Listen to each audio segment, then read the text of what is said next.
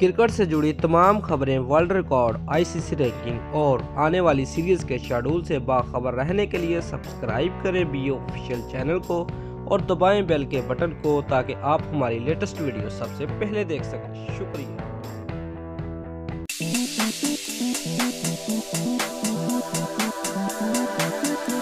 Viewers, Ali तरीन ने PSL की छठी टीम के नाम का ऐलान कर दिया। जंगीर तरीन के साहबजादे का ऐलान सामने आया है कि कानून में अगर इजाजत हुई तो टीम का नाम मुल्तान सुल्तान ही रखा जाएगा।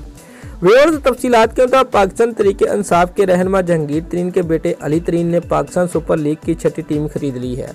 पीएसएल की छठी टीम फ्रेंचाइज की फरोख्त के लिए बिडिंग लाहौर में हुई, जिसमें अली तरीन ने टीम के मालिकाना हकूक हासिल कर लिए हैं।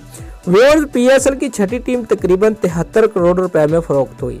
पाकिस्तान क्रिकेट बोर्ड का कहना है कि पीएसएल की छठी टीम मुल्तान कंसोर्शियम के मालिक अली तरीन ने खरीद ली है और उसके हकूक 7 साल के लिए हासिल किए गए हैं।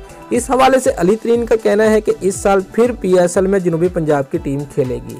व्यूअर्स, जनूबी पंजाब के हर जिला से टैलेंट ढूंढेंगे और जनूबी पंजाब में क्रिकेट को अरोज देंगे। अली तरीन का कहना है कि टीम के नाम के लिए दोस्तों के साथ मुशावरत करके ऐलान करेंगे। कानून में अगर इजाजत हुई तो टीम का नाम मुल्तान सुल्तान ही रखा जाएगा। याद रहे कि पाकिस्तान सुपर लीग की सबसे महंगी फ्रेंचाइज मुल्तान सुल्तान से पैसों की अदम अदायगी की वजह से पाकिस्तान क्रिकेट बोर्ड ने मुआहदा खत्म कर दिया था और ऐलान किया था कि अगर टीम के लिए नया खरीदार ना मिला तो बोर्ड खुद ही टीम को चलाएगा। ताहम अब पीएसएल को जहांगीर तरीन के साहबजादे अली तरीन की सूरत में नया मालिक मिल गया है।